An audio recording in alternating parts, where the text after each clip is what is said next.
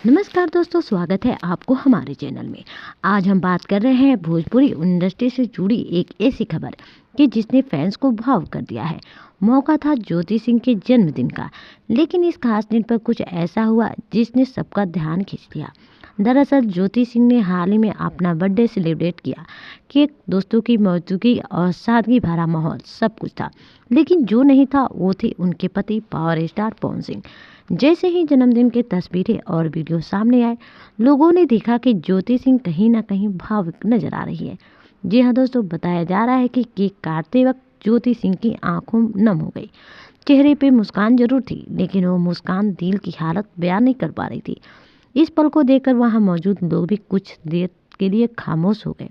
Social media पर video viral होते ही fans के सवाल शुरू हो गए।